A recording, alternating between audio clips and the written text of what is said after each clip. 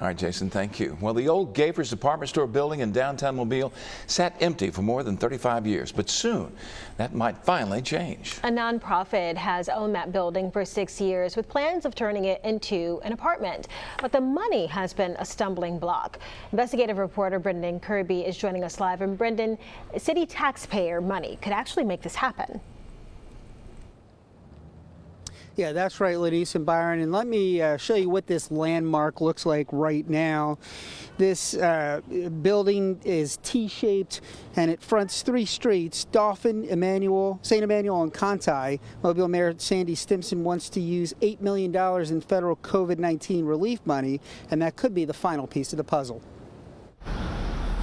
An immigrant from England founded Gayfers in 1879, and for generations it was a retail anchor in downtown. But as shopping moved to malls in the mid-20th century, downtown retail declined. The Gayfers store closed in 1985. New Orleans-based Gulf Coast Housing Partnership paid about $1.4 million for the property in 2015.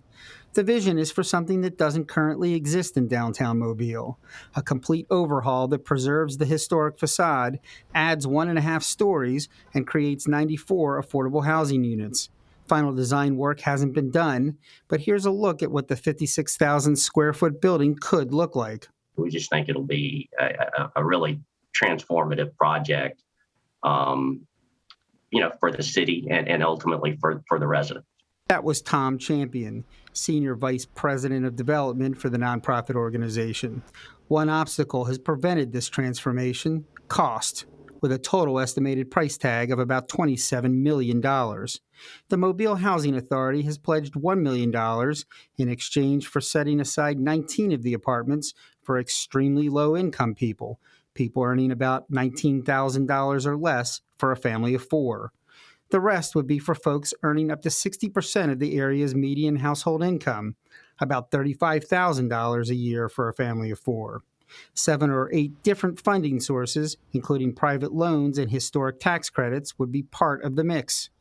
Mayor Sandy Stimpson wants to use $8 million from the American Rescue Plan Act to close the remaining gap. Without the ARP money, you can't close the gap to make it doable.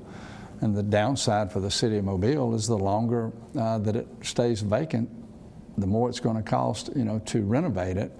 And so this, as we look at it, is really a generational opportunity. Both the mayor and Champion say the project will provide housing for the lower-paid downtown service workforce. Many of those residents would be able to walk to their jobs. You've got a blighted building that you're able to redevelop. You have a historic building with a great history that you're able to preserve. And in this case, we're able to provide housing for workforce housing units for our future residents. If the City Council approves of the spending this summer, Champion tells me the best case scenario is to have the financing locked in by the end of the year. Construction would begin right away and take about 14 months. Reporting live from downtown Mobile, Brendan Kirby, Fox 10 News.